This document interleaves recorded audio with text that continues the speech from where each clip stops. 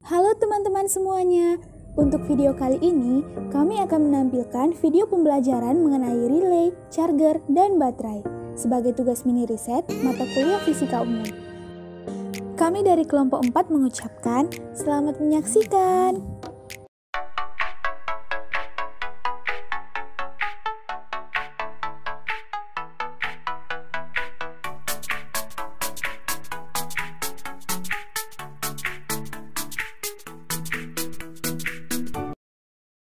Baiklah, saya akan menjelaskan mengenai relay. Yang pertama yaitu pengertian relay. Relay merupakan komponen elektronika berupa saklar atau switch elektrik yang dioperasikan secara listrik dan terdiri dari dua bagian utama, yaitu elektromagnet atau coil dan mekanikal atau seperangkat kontak saklar atau switch. Komponen elektronika ini menggunakan prinsip elektromagnetik untuk menggerakkan saklar sehingga dengan arus listrik yang kecil dapat mengantarkan listrik yang bertegangan lebih tinggi. Yang kedua, prinsip kerja relay. Sebelum kita mengetahui bagaimana prinsip kerja relay, kita harus mengetahui dulu bagian-bagian penting yang ada pada relay. Dapat kita lihat dari gambar, bagian-bagian pentingnya yaitu, pertama, koil elektromagnetik, merupakan lilitan yang berbentuk dari kawat tembaga dengan lapisan email yang fungsinya sebagai pembentuk medan magnet ketika mendapatkan tegangan listrik yang sesuai dengan tegangan kerja relay. Yang kedua, inti besi merupakan bagian yang berperan menjadi bahan yang bersifat magnet ketika terinduksi dari koil elektromagnetik dan dengan sifat magnetnya berperan menarik bagian armatur sehingga bisa merubah posisi switch contact point. Yang ketiga, armatur. Armatur merupakan material atau logam yang berfungsi sebagai tuas kontak yang bergerak merubah posisi kontak tergantung dari sifat magnet dari komponen inti besi yang mempengaruhinya. Yang keempat, switch contact point merupakan bagian dari relay yang berfungsi sebagai kontak output relay. Switch contact ini terdapat dua kondisi yaitu NO atau normally open dan NC atau normally closed. NO adalah kontak relay secara normal saat lilitan A1 dan A2 belum mendapat tegangan adalah kontak terbuka. Sedangkan NC adalah kontak relay secara normal lilitan A1 dan A2 belum mendapat tegangan adalah kontak tertutup. 5. Spring. Spring atau per merupakan bagian dari relay yang berfungsi mengembalikan posisi switch contact point relay saat lilitan koil A1 dan A2 tidak bertegangan. Oleh sebab itu, prinsip sebuah relay dapat kita uraikan sebagai berikut. Pada kondisi normal atau relay tidak bekerja, maka switch contact point relay berada pada kondisi normalnya yaitu NO adalah kontak terbuka dan NC adalah kontak tertutup. Saat lilitan koil elektromagnetik terminal A1 dan A2 mendapatkan tegangan sesuai dengan tegangan kerja relay, maka akan terbentuk gelombang elektromagnetik yang akan menginduksi bagian inti besi menjadi magnet. Inti besi yang menjadi magnet inilah yang berperan menarik armatur sebagai tuas kontak sehingga kontak relay berubah kondisi dari NO menjadi close dan dari NC menjadi open. Posisi kontak ini akan bertahan lama selama lilitan koil elektromagnetik mendapatkan tegangan sesuai dengan tegangan kerjanya. Ketika lilitan koil elektromagnetik relay tersebut tidak mendapat tegangan, maka disinilah fungsi dari spring atau per untuk mengembalikan posisi armatur ke kondisi sebelumnya sehingga switch contact point berubah kondisi kembali ke posisi sebelumnya yaitu NO menjadi open dan NC menjadi close. 3. Kita akan membahas fungsi relay. Beberapa fungsi relay yang telah umum diaplikasikan ke dalam peralatan elektronika, diantaranya adalah yang pertama, relay digunakan untuk menjalankan fungsi logika atau logic function. Yang kedua, relay digunakan untuk memberikan fungsi penundaan waktu atau time delay function. Yang ketiga, relay digunakan untuk mengendalikan sirkuit tegangan tinggi dengan bantuan dari signal tegangan rendah. Dan keempat, relay juga berfungsi untuk melindungi motor ataupun komponen lainnya dari kelebihan tegangan ataupun hubungan singkat atau short. Di sini saya akan menjelaskan apa kegunaan relay dalam kehidupan sehari-hari. Kegunaan relay dalam kehidupan sehari-hari itu salah satunya ialah relay pada kendaraan bermotor. Lampu sepeda motor sebetulnya sudah disetting oleh produsen dan juga telah melalui uji kendaraan agar lampu tersebut memenuhi standar. Namun, kerap kali para pengendara yang suka mengotak-atik motornya membuat agar lampu motornya lebih terang. Berbagai cara pun dilakukan agar lampu motor lebih terang dari standar. Nah, untuk melakukan trik membuat lampu motor lebih terang dengan menggunakan relay, langkah awal yang kita lakukan ialah siapkan terlebih dahulu 2 buah relay atau normally open. Langkah yang kedua, hubungkan terminal 30 ke positif baterai atau bisa diambil dari kabel sebelum saklar utama lampu kepala. Langkah yang ketiga yaitu hubungkan terminal 87 ke lampu utama atau jarak dekat. Yang keempat, hubungkan terminal 85 ke kabel skalar jarak dekat atau kabel jarak dekat yang menuju lampu dipotong.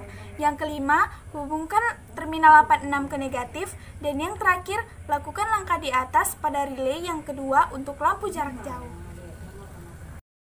Saya akan menjelaskan pengertian baterai dan komponen baterai. Yang pertama, saya akan menjelaskan pengertian baterai. Baterai adalah alat elektrokimia yang dibuat untuk mensuplai listrik ke sistem starter mesin, sistem pengapaian, lampu-lampu, dan komponen kelistrikan lainnya.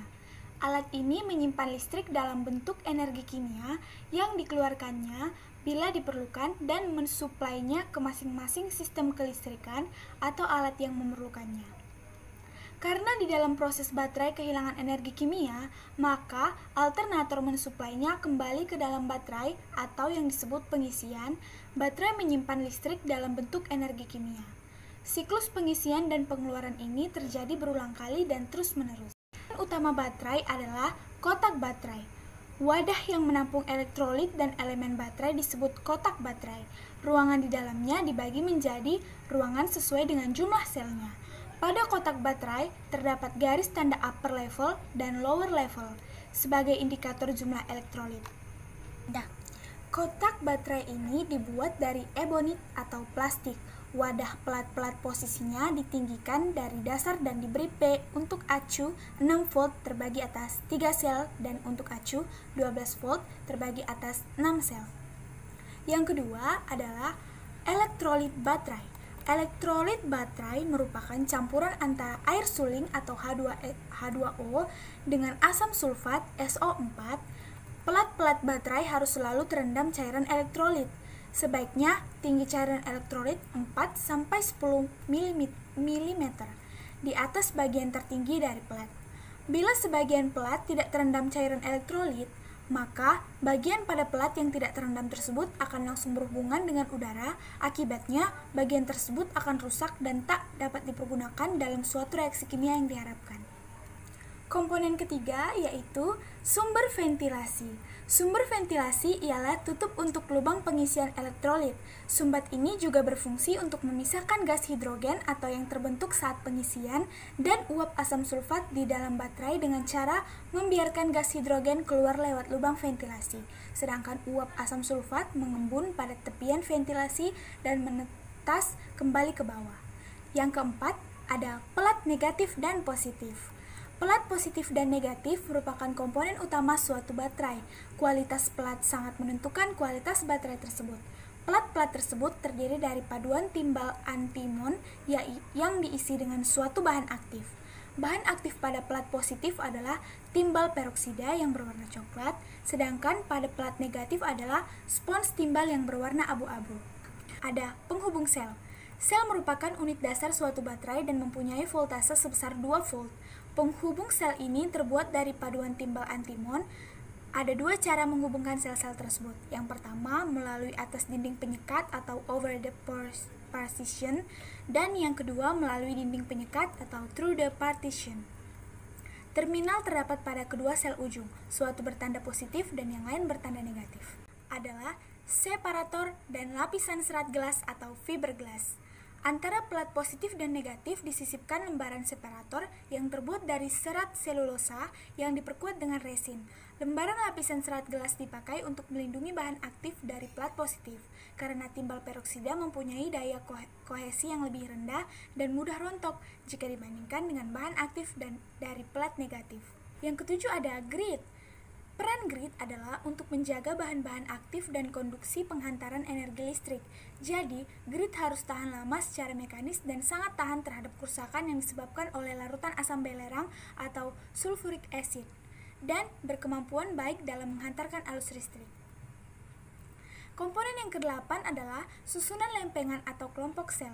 Susunan lempengan adalah satu barisan dari lempengan elektroda positif atau negatif dan pemisah yang dilas ke pengikat yang terletak pada kutub elektroda. Satu sel atau satuan acu terdiri dari satu susunan lempengan tanpa memperhatikan jumlah lempengan dan ukuran sekelar voltase yang terbuka menghasilkan 2,1 volt setiap sel. Selanjutnya, fungsi baterai. Saya akan membahas fungsi baterai pada mobil. Baterai pada mobil berfungsi untuk menyimpan energi listrik ke dalam bentuk energi kimia. Nah, energi kimia ini dapat digunakan untuk menyediakan listrik ke sistem starter, sistem pengapian, dan komponen-komponen kelistrikan lainnya pada mobil. Oke, selanjutnya prinsip kerja baterai dan reaksi elektrokimia yang terjadi pada baterai. Di sini saya membahas khususnya pada baterai basah, bagaimana proses pengisian maupun pengosongan yang terjadi pada baterai tersebut. Oke, bisa dilihat pada gambar, reaksi terbagi atas 4 tahap dan saya akan menjelaskan bagian-bagian tahap-tahapan dari reaksi tersebut. Oke, kita fokus pada tahap pertama. Tahap pertama yaitu charge, di mana keadaan baterai masih terisi penuh. Jadi pada saat keadaan baterai masih terisi penuh atau full charge, kita dapat melihat pada gambar kutub positif atau plat positif, materialnya terdiri atas timah dan oksigen yang disebut dengan timah oksida atau PbO2. Sedangkan plat negatif terdiri dari timah atau Pb. Nah, pada bagian elektrolit dapat kita lihat terdiri dari H2SO4 atau asam sulfat dan sedikit kandungan air di dalamnya. Ini komposisi pada saat baterai terisi penuh. Oke, kita lanjutkan tahap yang kedua. Tahap kedua adalah proses pengosongan atau discharging. Ini adalah proses yang terjadi apabila baterai digunakan. Untuk menjelaskan proses ini, kita misalkan memasang sebuah lampu yang terhubung ke kedua terminal positif dan negatif pada baterai. Pada proses ini, hasil akhirnya elektrolit atau H2SO4, kandungan asamnya akan semakin rendah dan akan berubah menjadi air. Sedangkan kedua plat positif dan negatif menjadi tersulfat. Oke, akan saya jelaskan cara kerjanya, mengapa hasil akhirnya menjadi begitu. Oke, jadi elektrolit yang terdiri dari H2SO4 atau asam sulfat. Fokus pada gambar kedua, elektrolit tersebut akan memisahkan diri menjadi H2 atau hidrogen dan juga sulfat atau SO4. Pertama-tama, mereka memisahkan diri dulu. Selanjutnya, sulfat atau SO4 bergabung dengan timah atau Pb, baik di plat positif dan juga plat negatif. Bisa dilihat pada gambar, SO4-nya bergabung dengan kedua plat. Pada plat positif, oksigen yang sebelumnya bergabung dengan timah itu melepaskan diri dan bergabung dengan hidrogen atau H2 yang ada pada elektrolit. Hasil gabungannya akan membentuk H2O atau air. Jadi, hasil akhir yang diperoleh, elektrolit berubah menjadi air. Dan jika proses ini terus-menerus dilakukan, maka elektrolit akan menjadi air sepenuhnya. Oke, kita lanjut. Kita lihat pada gambar ketiga. Nah, hasil dari proses kedua tadi nampak pada gambar ketiga ini. Pada gambar ini jelas, baterai sudah tidak terisi atau kosong, kandungan asamnya sudah habis, elektrolit sudah berubah menjadi air sepenuhnya. Tapi kita bisa ngisi kandungan asam sulfatnya lagi, ya, dengan cara di-charge atau nama prosesnya itu charging. Nah, pada saat charging atau kita nge-charge, SO4 itu pada kedua plat positif dan negatif terlepas dari timah dan bergabung kembali dengan H2 menjadi asam sulfat atau H2SO4. Nah, sedangkan oksigen yang tadinya bergabung dengan hidrogen, keduanya melepaskan diri. Jadi setelah melepaskan diri, oksigennya bergabung dengan timah pada terminal atau plat positif menjadi PbO2. Dan setelah semuanya terisi atau fully charged, kondisinya menjadi seperti pada gambar pertama lagi. Komponennya sama kayak gambar pertama, yaitu kalau sudah selesai semua proses pengisiannya. Nah, untuk reaksi kimia yang terjadi pada baterainya, lengkapnya bisa dilihat pada gambar berikut. Macam-macam baterai. Baterai dibedakan menjadi dua, yaitu baterai primer dan baterai sekunder. Satu, baterai primer. Baterai primer adalah baterai yang hanya bisa digunakan satu kali. Baterai ini sering kita gunakan, namun baterai ini hanya bisa memberi tegangan dalam jumlah voltase yang kecil. Jenis-jenis baterai primer. 1. Baterai zinc karbon. Baterai zinc karbon menggunakan zinc sebagai terminal negatifnya dan karbon sebagai terminal positifnya. Baterai ini kita gunakan untuk remote TV dan mainan dan lain-lain. 2. Baterai alkali. Baterai ini adalah pengembangan dari baterai yang sebelumnya. Namun, baterai ini digunakan untuk kamera dan handycam. Ketiga, baterai silver oxide. Baterai ini memiliki ukuran yang relatif kecil, namun daya tahannya lumayan baik. Jenis baterai ini dapat menghasilkan energi yang cukup besar dan biasanya ada pada benda-benda seperti kalkulator atau jam tangan. 4. Baterai lithium. Jenis baterai lithium merupakan salah satu jenis baterai primer yang memiliki daya tahan paling kuat sekali pakai lainnya. 2. Baterai sekunder atau baterai isi ulang. Jenis baterai ini adalah baterai dengan sistem isi ulang. Bila sudah habis, maka Anda dapat mengisinya kembali dengan cara mencharge-nya. Jenis-jenis baterai isi ulang atau baterai sekunder. 1. Baterai nikel kadmium merupakan jenis baterai yang terbuat dari bahan elektrolit. 2. Baterai NiMH. Baterai ini merupakan pengembangan dari baterai nikel. Dari segi kapasitas, baterai jenis ini lebih baik dan juga tidak mengandung zat berbahaya. Ketiga, baterai lion. Baterai jenis ini biasanya ditemui di peralatan seperti handphone dan lain-lain. Keempat, baterai lipo. Baterai lipo merupakan pengembangan dari baterai lion. Baterai lipo ini banyak digunakan pada perangkat-perangkat modern seperti smartphone dan perangkat-perangkat lain. Rangkaian instalasi pemakaian baterai. 1. Rangkaian seri. Pada rangkaian seri, jika dua baterai dijumper menjadi satu rangkaian, maka tegangannya akan bertambah, tetapi arusnya 2. Rangkaian paralel. Pada rangkaian paralel, jika dua buah baterai dijumper menjadi satu, maka tegangannya tidak bertambah tetap, tetapi arusnya bertambah. 3. Rangkaian seri paralel. Pada rangkaian seri paralel, jika 3 buah baterai dijumper menjadi satu, maka tegangannya bertambah atau terakumulasi hanya 2 buah baterai, dan arusnya pun bertambah lebih besar. Rangkaian instalasi pengisian baterai. A. Pengisian lambat. Pengisian lambat membutuhkan waktu 6-8 jam. Yang B. Pengisian cepat. Pengisian cepat membutuhkan waktu 3 jam.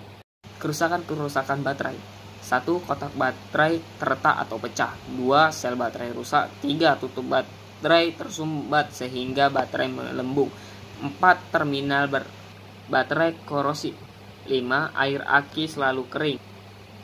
6. Tegangan baterai selalu turun. 10. Pemeriksaan dan perawatan baterai. 1. Pemeriksaan baterai. Baterai harus diperiksa secara periodik dan diuji kemampuannya. Terdapat 3 kelompok pemeriksaan dan pengujian baterai yang sering dilakukan, yaitu 1. Pemeriksaan visual. 2. Pemeriksaan elektrolit dan kebocoran. 3. Pengujian beban. 2. Perawatan baterai. Contoh tips perawatan baterai HP non-removable. 1. Menjaga siklus pengisian daya baterai. 2. Hentikan pengisian daya ketika sudah terisi penuh. 3. Matikan perangkat ketika pengisian daya. 4. Jangan biarkan baterai low terlalu lama. 5. Atur brightness pada layar. 6. Gunakan fitur power saver. 7. Hindari panas. Charger. Pengertian charger. Charger adalah suatu rangkaian yang digunakan untuk melakukan proses baterai charging, yaitu alat yang dapat memberi muatan terhadap suatu komponen yang dapat menyimpan muatan listrik. Charger baterai beroperasi pada sistem arus konstan atau potensial konstan. Ketika proses charging sedang berlangsung, tegangan baterai sedikit meningkat, sehingga mengurangi beda tegangan di antara baterai dan charger. Akibatnya, kecepatan charging yang besar terjadi di saat permulaan, dan kecepatan charging yang lambat ketika mendekati akhir dari proses charging.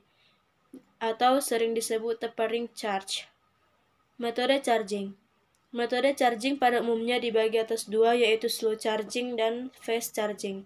Slow charging umumnya didefinisikan sebagai arus bermuatan yang dapat digunakan untuk mengisi ulang segala jenis baterai tanpa merusak sel baterai, atau metode ini terkadang disebut dengan trickle charging. Kecepatan trickle charging yang aman untuk diterapkan pada tipe sel baterai tergantung dari kandungan kimiawi dan konstruksi baterai. Keuntungan besar yang diperoleh melalui metode slow charging adalah proses charging yang dilakukan tidak membutuhkan rangkaian pendeteksi akhir dari proses charging. Karena proses ini tidak dapat merusak sel baterai, maka seberapa lama proses dilakukan dapat diabaikan. Artinya rangkaian charger yang digunakan adalah sederhana dan sangat mudah. Yang kedua, fast charging. Hal yang penting untuk dicatat bahwa fast charging hanya dapat berakhir dengan aman jika temperatur sel berada di sekitar 10 derajat Celcius sampai 40 derajat Celcius, dan 25 derajat Celcius merupakan pertimbangan khusus yang optimal untuk charging. Fast charging pada temperatur yang lebih rendah, yaitu di sekitar 10 derajat Celcius sampai 20 derajat Celcius, harus diselesaikan dengan sangat berhati-hati, sebab tekanan dalam sebuah sel yang dingin meningkat lebih cepat selama proses charging, sehingga dapat menyebabkan sel melepaskan gas melewati ventilasi internal dari sel yang dapat mengurangi umur baterai. Cara pengisian baterai dengan baterai charger. Prosedur pengisian baterai dengan menggunakan baterai charger dilakukan dengan cara A. Bersihkan dahulu terminal baterai dari kemungkinan terdapat kotoran maupun karat. B. Lepaskan tutup-tutup sel pada baterai, agar gas hidrogen yang timbul saat proses pengisian dapat keluar dengan optimal. C. Periksa permukaan baterai. Permukaan air baterai pada semua sel harus berada di antara tanda lower level dan upper level. D. Hubungkan kabel-kabel dari baterai charger dengan benar. E. Perhatikan penggunaan arus pengisian yang digunakan. F. Usahakan saat melakukan proses pengisian, temperatur dari elektrolit baterai tidak melebihi 40 derajat Celcius. G. Selama proses pengisian atau penchargeran, jauhkan dari api ataupun percikan bunga api, karena saat proses pengisian akan menghasilkan gas oksigen dan hidrogen, yang bila mana gas hidrogen terkena api akan dapat menimbulkan ledakan. H. Pengisian baterai penuh atau sudah selesai jika berat jenis elektrolit telah mencapai angka 1,25 sampai 1,28. I. Jika proses pengisian telah selesai dan dicek berat jenis elektrolitnya, tapi ternyata berat jenis elektrolit pada baterai lebih besar dari spesifikasinya, maka keluarkan sedikit air baterai pada setiap selnya dan ganti dengan air suling. Dan sebaliknya, bila berat jenis elektrolit selama melakukan proses pengisian sudah dilakukan dalam waktu lama namun berat jenis elektrolit masih tetap kurang dari spesifikasinya, maka buanglah sedikit air baterai yang berada pada setiap sel baterai dan kemudian tambahkan sedikit elektrolit atau asam sulfat pada tiap selnya. Proses charging dapat menjadi bencana jika tidak ada perlindungan yang tepat. Pemasangan fuse dapat menjadi solusi yang sederhana. Terdapat dua teknik yang dapat digunakan untuk menghentikan proses charging ketika baterai sudah dalam keadaan penuh, yaitu pendeteksian temperatur atau suhu baterai dan pendeteksian tegangan pada baterai. Sekian pembahasan dari topik bahasan kami. Kami harap ilmu ini dapat berguna bagi kita semua. Kami dari kelompok 4 mengucapkan terima kasih.